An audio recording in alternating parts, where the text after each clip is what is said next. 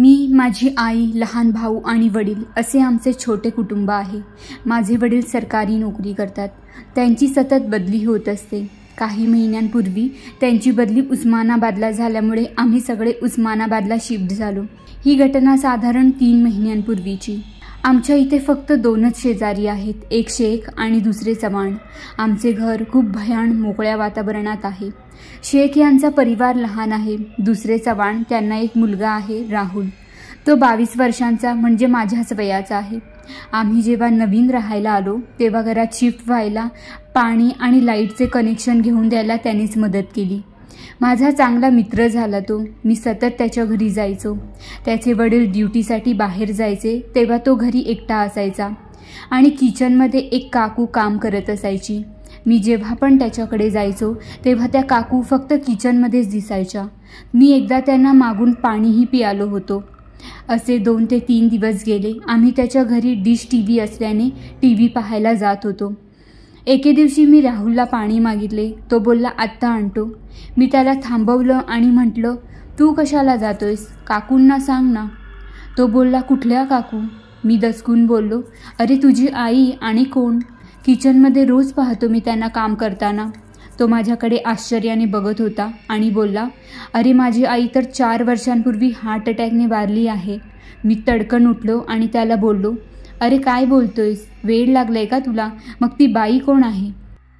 त्याने मला फोटो दाखवला। मला सगळं कळून चुकले की ती बाई दुसरी तिसरी कोणी नसून त्याच्या आईचं भूत आहे।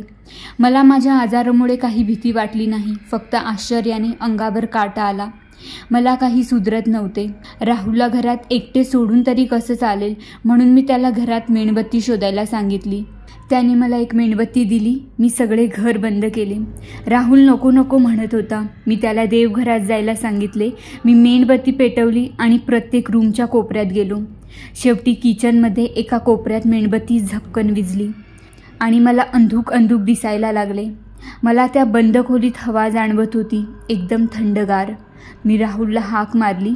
त्याला म्हटलं, जर काही देवांचे लॉकेट वगैरे असतील तर गळ्यात घालून ठेव, आणि मी घरी जायला निघालो।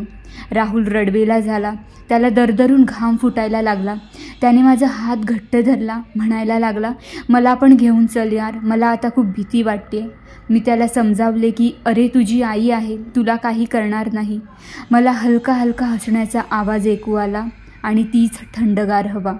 मला थोडे वेगळेच वाटले। मी राहुलला बोललो, चल माझ्या घरी जाऊयात, इथे थांबलो तर काही खैर नाही आपली, चल लवकर। त्याला बजावले की अजिबात मागे बघू नकोस घरातून बाहेर येताना।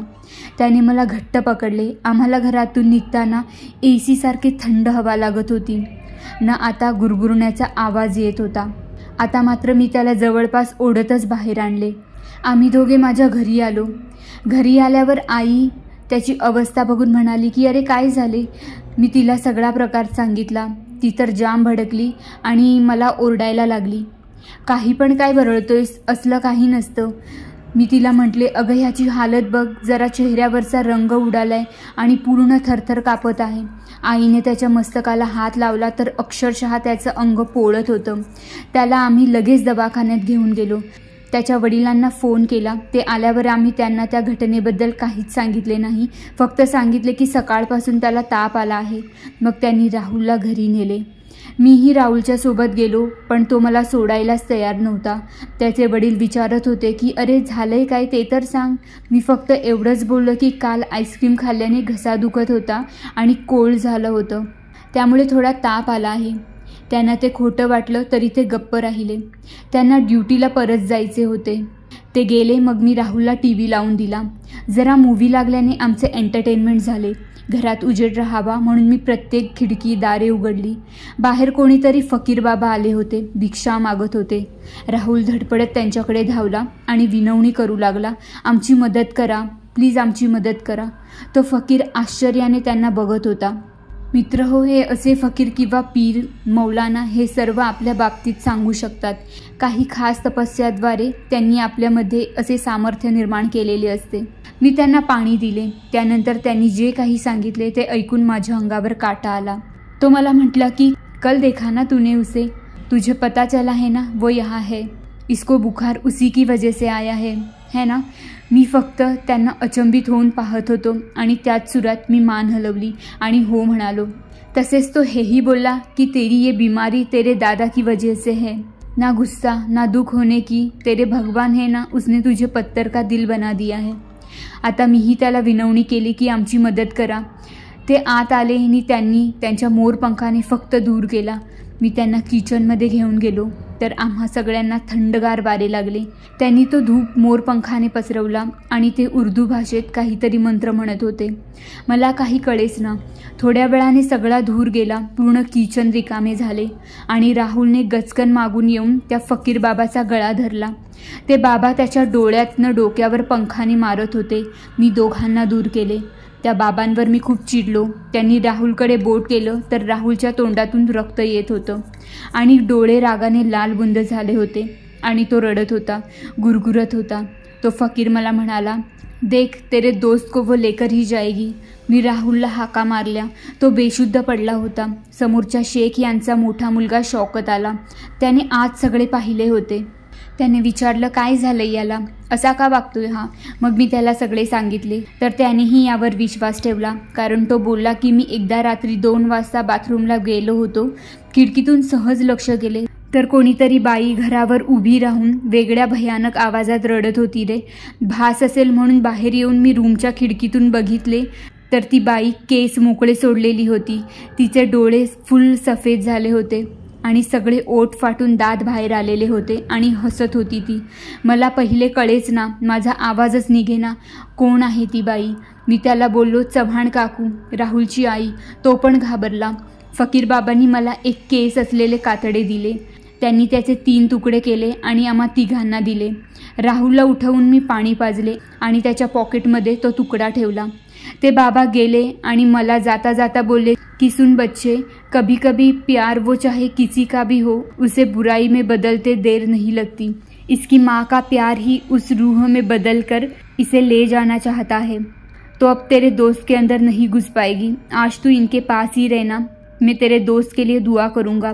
संभाल के रहना बच्चे. आणि ते निघून गेले. संध्याकाळ झाली. मी घरी जेवायला गेलो. शौकत राहुलजवळ थांबलेला. मला कानात फक्त हसण्याचे आवाज ऐकू येत होते. मला जेवावेसेच वाटेना. मी आईला बोललो, अगं आई, तो राहुल आजारी आहे ना एकटा. आईने मग माझ्यासाठी आणि राहुलसाठी डब्बा दिला. त्यात पांढरा शुभ्र भात आणि चपाती भाजी दिली होती. मी राहुलकडे गेलो. शौकत पण घरी जाऊन मग जेवून आला. थोड्या वेळातच मला सडलेला कुबट वास आला. मला वाटले हा वास किचनमधून येत असेल, पण किचनमध्ये वास येत नव्हता. मग मला शौकत म्हणाला, बहुधा तुझ्या डब्यातून वास येतोय. मी झट दिशेने डब्बा उघडला तर डब्यातला ताजा गरम भात सडून गेला होता. त्याचाच वास येत होता. त्या दोघांना भीती वाटायला लागली. जशी जशी रात्र जवळ येत होती तशी त्यांच्या घशाला कोरड पडत होती. मी त्याला माझ्या घरी तरी कसे न्यावे, कारण घरी मावशी आणि तिची फॅमिली आली होती.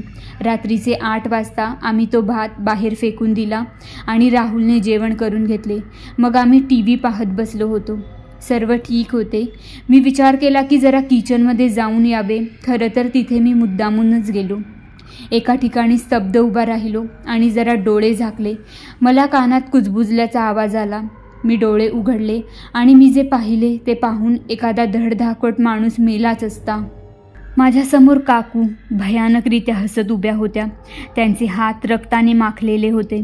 फाटलेले ओठ, त्यातून खालच्या दातांची रांग बाहेर आली होती. भयानक डोळे. मी फक्त पाहत राहिलो. त्या माझ्या इतक्या जवळ आल्या की जणू आता नरडीचा घोट घेणार आहेत. पण मी त्यांना तसे पाहत होतो हे बघून त्यांचे हसणेच बंद झाले. त्या मला भेसून आणि भयानक आवाजात म्हणाल्या, अरे पोरा, तू काहीही कर, मात्र मी माझ्या पोराला घेऊन जाणारच. मी तिला हळू आवाजात म्हणालो, काय होणार आहे अशाने? तू स्वार्थी बनू नकोस, चालती हो इथून. त्या इतक्या गुरगुर करत होत्या. आमची शाब्दिक चकमक उडत होती. त्या आवाज चढवून मला ओरडत होत्या. मग मीही पूर्ण ताकद लावून जोरात ओरडलो, पण त्या मला हात लावत नव्हत्या. त्या सारखे खिशाकडे बघून दात खात होत्या, कारण फकीर बाबांनी आम्हाला ते कातडे दिले होते. ती बोलली, आता तरी तुम्ही याच्यामुळे वाचताय, पण माझा टाईम आहे थोड्या वेळाने. बघा मग तुमचं काय करते ते. त्या कधी गेल्या ते समजलेच नाही. मी गटागटा 2 बाटल्या पाणी प्यायलो. घसा गरम झाला होता आणि कोरडा फट पडलेला. मी मागे बघितले तर शौकत घामाघूम होऊन थरथर कापत होता आणि मला पाहत होता. मला तो दबक्या आवाजात म्हणाला, क्या है तू? कौन है यार तू? अब पता चला राहुल क्यों तुझे जाने नहीं दे रहा. तुझे डर कैसे नहीं लगता भाई? त्याला मी माझ्या आजाराबद्दल सांगितले. यार बचा लेना हमको, असं तो बोलू लागला.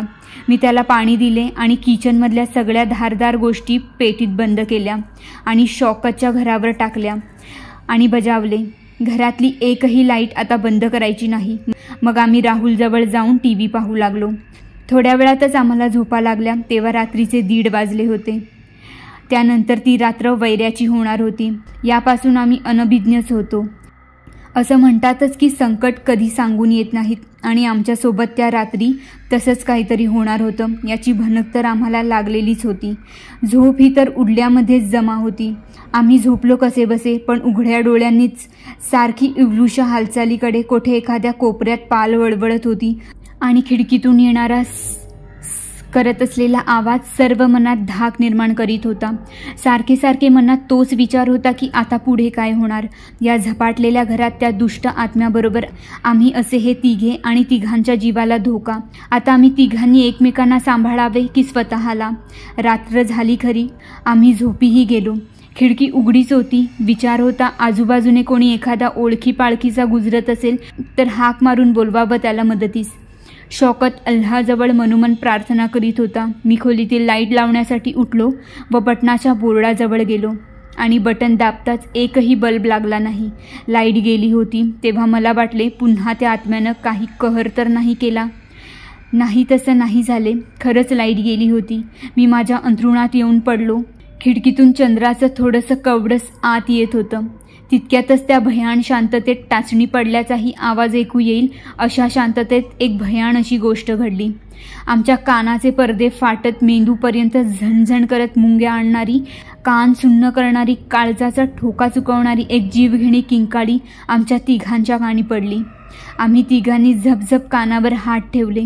राहुल तर रडण्याच्या तयारीत होता. त्याने आपले कान झाकून पूर्ण डोकं गुडघ्यात दाबून घेतले. शौकत मोठमोठ्यानं त्याच्या देवाचा धावा करू लागला. पण राहुल आणि शौकत इतके घाबरून गेले होते की उठून ते सैरावैरा इकडे तिकडे धावू लागले. त्यांनी माझ्याकडे लक्ष न देताच दाराकडे धावले आणि पटापट दार उघडून स्वतःचा जीव वाचवण्याच्या उद्देशाने घराच्या बाहेर पळू लागले. पण बाहेर जाणारा दरवाजा उघडण्याचे नाव घेईना झाला होता. मला माहीत होतं की काही केलं तरी ती आम्हाला बाहेर जाऊ देणार नाही. तरीही मी त्यांची मदत करून दरवाजावर धाड धाड थापा मारू लागलो. आम्ही तिघांनी स्वतःचा जीवतोड प्रयत्न केला दरवाजा उघडण्याचा, पण असंभव होतं ते. राहुल वेड्यासारखा ओरडत होता, ए दार उघड रे, ए दार उघड रे, कोण आहे का बाहेर, दार उघड. शौकत आणि राहुल इतके वेडे झाले होते की इतके घाबरले होते. राहुल वेड्यासारखं बडबडत होता, जणू तो जीवनासाठी भीकच मागतोय. इतका तो रडत आणि ओरडत दारावर थापा मारत होता की जणू तो आता मरेलच. मला त्याला शांत करायचं होतं, पण तो काहीच ऐकत नव्हता. मी माझ्या खिशातून ती फकीर बाबाची कातडी काढली आणि राहुलला दिलासा देण्याचा प्रयत्न करू लागलो. मी त्याला म्हणालो, फक्त सकाळपर्यंतच वाट पाहू, सकाळ झाल्यास आपण बाहेर पडू, तू काही काळजी नको करूस. पण तो आता जास्तच करू लागला होता. मला दुसरा पर्याय नव्हता. मला त्याला मारावंसं वाटत होतं जेणेकरून तो शांत झाला असता, पण देवाच्या कृपेने तो शांत झाला. आणि जसा तो शांत झाला तसाच एक हसण्याचा आवाज हळूहळू समोरच्या अंधारातून आमच्या दिशेने येताना मला जाणवू लागला. मी राहुल आणि शौकतला माझ्या मागे केले. आता जे होईल ते होईल, एकतर ती आत्मा राहील नाहीतर मी. राहुल माझा हात झटकून दुसरीकडे पळत सुटला. घर तसं मोठं होतं. मी आणि शौकत राहुलच्या दिशेने धावलो. जर त्या आत्म्याच्या तावडीत तो सापडला तर काही खरं नाही, म्हणून आम्ही त्याच्या मागे गेलो तर राहुल एका कोपऱ्यात दाबून बसला होता. शौकत तसा ताकदवार होता. त्याने राहुलला जबरदस्तीने उचलले आणि आम्ही तिघेच जवळच्या खोलीकडे जाऊ लागलो. आम्ही जसजसं पुढे जाऊ लागलो तसतसं आम्हाला मागून कोणीतरी आमच्या सोबत चालत येते हे आम्हाला कळत होते. शौकतने मला इशारा केला. मी त्याला हाताने खुणावून सांगितले की काहीही झाले तरी मागे पाहायचं नाही. आम्ही त्या खोलीजवळ आलो आणि तातडीने आत शिरलो आणि दार लावून घेतलं. मला बाहेर कोणीतरी फिरतंय हेच समजत होते. तेव्हा मी विचार केला, दरवाजा उघडणे ही मोठी चूक असू शकते, पण दरवाजाची पूर्ण कडी लावणे ही तर चूक नव्हती आणि मी दरवाजाची कडी लावली. दरवाजा बंद करताच मी मागे वळलो. त्याच क्षणी तो आवाज बंद झाला. मी थोडा सुटकेचा श्वास घेतला, पण मी दरवाजाच्या जवळ असल्याने मला काहीतरी खुसफुस असा आवाज आला की तिकडून शौकत मला म्हणाला, भाई इधर आ. मी त्याला माझे बोट ओठावर ठेवत त्याला शौकत त्याच क्षणी शांत झाला. राहुल आणि शौकत मला पाहत होते. खिडकीतून आलेला थोडासा चंद्राचा प्रकाशच आमच्या खोलीतील उजेडाचा पर्याय होता. राहुल आणि शौकत माझ्याकडे पाहत होते. मी तेव्हा दरवाजाच्या जवळ जाऊन कान लावले की पलीकडे कोण आहे आणि कोणाचा आवाज आहे. मला पलीकडे खुसफुस करण्याचा आवाज येत होता. मी अजून शांततेत नीट ऐकण्याचा प्रयत्न केला आणि तेव्हा, ए दार उघड, दार उघड, दार. माझं पोरगं दे मला. त्या आवाजात खुसफुसणं आता वाढत चाललं होतं. आता तो आवाज अत्यंत जवळ आला होता की दारावर तो आवाज आलाय हे मला स्पष्टपणे कळत होते. मी थोडं अजून कान दारावर लावून ऐकू लागलो, पण आवाज येईना झाला होता. थोडी शांतता झाली आणि त्याच एका क्षणातच ती माझ्या कानातच ओरडली. तिचा तो मोठा जीवघेणा आवाज, ए माझं पोरगं दे, माझं पोरगं, असे किंकाळ करीत पलीकडे असलेली ती आत्मा दारावर मोठमोठ्याने थापा मारू लागली. मी धक्क्याने मागे झालो. तिच्या रडण्याचा आता आवाज येऊ लागला होता आणि असह्य असा आवाज त्या आत्म्याच्या किंकाळ्यापासून येत होता. ती रडत होती आणि जोरजोराने दरवाजावर स्वतःला आदळून घेत होती आणि तो दरवाजा देखील कोणत्याही क्षणी ती तोडेल असे वाटत होतं. आम्ही रात्रभर दरवाजाच्या पलीकडे आणि ती आत्मा आमच्या मरणावर टपलेली होती. रात्र गेली. आम्ही कसेबसे झोपी गेलो होतो. आम्हाला कळलेच नाही, पण त्या रात्रीनंतर सगळं काही बदललं होतं. सकाळी राहुलचे वडील आले होते. आता मात्र आम्हा सर्वांत एक जोश आला आणि आम्ही राहुल आणि शौकतने सर्व झालेली घटना काकांना सांगून टाकली. काकांना आमच्यावर विश्वास बसत नव्हता. यानंतर त्यांनी रागाच्या भरात शौकतला घरातून काढून टाकले. त्यांनी माझ्या घरी येऊन माझ्या आईबाबांजवळ माझी तक्रार केली. मला आईने जोरदार कानाखाली लावली होती आणि पूर्ण बजावले की त्यांच्या घराकडे फिरकू पण नकोस. हे आता खूपच वाईट झालं होतं. राहुल घरात एकटाच होता. त्याचे वडील एकूण 3 दिवस कामासाठी गेले नव्हते. काय झाले होते कोणास काही ठाऊक नव्हते. मला त्या 3 दिवसांमध्ये राहुल कधीच बाहेर आलेला दिसला नाही. त्याच्याकडे जाण्यासाठी देखील ताकीद होती. तरी आमचे वडील आणि राहुलचे वडील भेटले. तेव्हा त्यांनी सांगितले की राहुलला 3 दिवस झाले ताप आलाय आणि ते 3 दिवस काय झाले ते त्यांनी आमच्या वडिलांना सांगितले. त्या 3मधील पहिल्या दिवसात राहुल किचनमध्ये त्याच्या वडिलांना काही आणण्यासाठी गेला. त्या क्षणी त्याला फिट्स आले होते. त्याचे अंग पूर्ण तडफडत होते. त्याच्या वडिलांनी तेव्हा कामास न जाण्याचे ठरवले. त्याचवेळी त्यांनी चव्हाण काकांनी राहुलला दवाखान्यात नेले. त्याचवेळी त्यांना कळले की राहुलला झटका बसला आहे भीतीचा, असे डॉक्टरांनी सांगितले. दुसऱ्या दिवशी तो पूर्णपणे तापेने बेशुद्ध होता आणि तिसऱ्या दिवशीच्या रात्री तो शांतपणे आपल्या घरी आणण्यात आला होता. तेव्हा चव्हाण काकांना वाटले राहुल ठीक झाला आहे. त्या रात्री जेव्हा काका आणि राहुल झोपले तेव्हा रात्री काकांना जाग आली आणि त्यांनी पाहिले की राहुल उठून बसला होता व सारखे आपल्या आईच्या फोटोकडे पाहत होता आणि तो रात्रभर त्याच्या वडिलांच्या उशीच बसून बडबड करायचा, बाबा मला आई घेऊन जाणार, बाबा मला आई घेऊन जाणार आहे, मला वाचवा, मला वाचवा, असे काहीही तो बडबड करायचा. त्यानंतर हे झाले 3 दिवसातील घडलेले. त्यानंतर 4थ्या दिवशी राहुलचे बाबा अत्यंत चिंताग्रस्त होते. संध्याकाळी 6 वाजले होते. राहुलच्या घरातून आरडाओरडीचा आवाज आला की काही सेकंदातच राहुल घरातून बाहेर पडला आणि घराच्या मुख्य दरवाजासमोर उभा राहिला. आम्ही सगळे घराबाहेर आलो आणि राहुलने जे त्यावेळी केले ते पाहून सगळ्यांचे डोळे उघडे होते. राहुलने पूर्ण घराभोवती धावत फेऱ्या मारायला सुरुवात केली आणि तेही उलट्या पावलांनी. तो शक्य तितक्या ताकदीने जोरात धावत होता. त्याच्या चेहऱ्यावर जणू त्याच्या मनातील भाव उमटत होते, जसं की हे सर्व कोणीतरी त्याच्याकडून करवून घेते. त्याचे पाय काट्यात दगडावर आपटले जात होते. ते रक्तबंबाळ होत होते. राहुलचे वडील त्याच्या मागे धावत होते, पण तो काही थांबण्यास तयार नव्हता. मीही धावलो. राहुल ज्या दिशेने धावत होता त्याच दिशेने. त्याचे वडील त्याकडे जात होते, पण मी विरुद्ध दिशेने जाऊन राहुलला पकडलं. तेवढ्यात तिकडून शौकत देखील धावत आला. आम्ही दोघांनी राहुलला गच्च आवळले. राहुल इतका झटपट करीत होता, पण आम्ही दोघांनी पुन्हा त्याला पकडले. तेथेच तेव्हा माझी मावशी देखील उपस्थित होती. तिला भूतप्रेताचं सर्व कळायचं. तिला राहुलला पाहताच समजून गेलं की त्याला बाधा झाली आहे. मावशीने त्याच दिवशी राहुलच्या वडिलांची भेट घेतली. त्यांच्यात काय बोलणं झालं हे मला माहीत झालंच. त्यानंतर राहुलला त्याच्या घरात कोंडण्यात आलं. मला त्याची कीव येत होती, पण हे सगळं त्याच्या भल्यासाठीच तर होतं. रात्रीचं सर्व उरकायचं होतं. ती बुद्ध पौर्णिमा होती. मावशीने सर्व झाडफुके आणली होती. त्यापूर्वी मावशीने मला त्यांच्या काकूच्या फोटोज जाळायला सांगितले. मी काकूंच्या सर्व वस्तू जाळण्यास घेतल्या. मावशीही म्हणाली, बरं केलंस. रात्री मावशी, मी, आमच्या घरचे, राहुलचे वडील शौकत आणि मी असे राहुलच्या खोलीत गेलो. आत राहुलने सर्व अस्ताव्यस्त करून ठेवलं होतं आणि थोडेसे रक्ताचे शिंतोडे देखील उडाले होते. राहुलने स्वतःच्याच हाताचे लचके तोडले होते आणि रडत रडत बेशुद्धच पडला होता. राहुलच्या वडिलांनी त्याची जखम बांधली. ती बांधताच राहुल उठला आणि त्याने काकांचा गळा दाबण्यास सुरुवात केली. आम्ही सर्वांनी घाईघाईने राहुलला हॉलमध्ये आणले व मावशीने सर्व सुरू केले. मावशीने आजूबाजूने काही बाहुल्या आणि काही कपड्यांची वेणी बनवली होती. त्यात ज्वारी आणि गहूसारखे दाणे भरले गेले होते आणि हळद कुंकवाचा नारळ आणि 5 लिंब त्याच्या समोर एका चांदण्याच्या आकृतीवर ठेवले होते. हळूहळू मावशीच्या अंगात देव येऊ लागलेत असे वाटत होते. मीही हे सर्व प्रथमच पाहत होतो. मावशी बडबड करीतच राहुलच्या अंगावर हळद आणि कुंकू फेकू लागली. मावशीच्या तोंडून एक न एक शिवी त्या आत्म्यासाठी येत होती.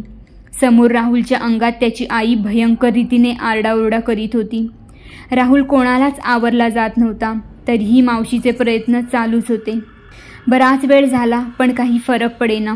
शेवटी मावशीने जोरजोरात आई जगदंबेचा धावा करण्यास सुरू केली. राहुल खूप तडफडू लागला. ते वातावरण अत्यंत भयानक झाले होते. सर्वांच्या अंगाचा थरकाप उडाला होता. पण अखेरीस ती दुष्ट शक्ती हरलीच आणि राहुलची आई त्याच्या शरीरातून मुक्त झाली व राहुल या दुष्टचक्रातून कायमचा मुक्त झाला. राहुलचे वडील मला बोलू लागले. त्यांनी माझं ऐकलं नव्हतं म्हणून, पण आता सर्व काही ठीक झाले. जेव्हा ही सर्व क्रिया संपली तेव्हा त्या 5 पैकी 1 लिंबू करपले होते आणि काळे पडले होते. शक्यतो असे होते की त्या आत्म्याने बाहेर पडण्यासाठी याचाच आधार घेतला. ते फक्त 1च लिंबू असे होते ज्यावर हळद कुंकू लावले गेले नव्हते. ते पूजेतील सर्व सामान मावशीने स्मशानभूमीत नेऊन पुरले. त्यानंतर चव्हाण काकांनी घराची वास्तुशांती करवून घेतली. राहुलचे सध्या लग्न झाले आहे व तो सुखात आहे. त्यानंतर कधीच चव्हाण काकू दिसल्या गेल्या नाहीत.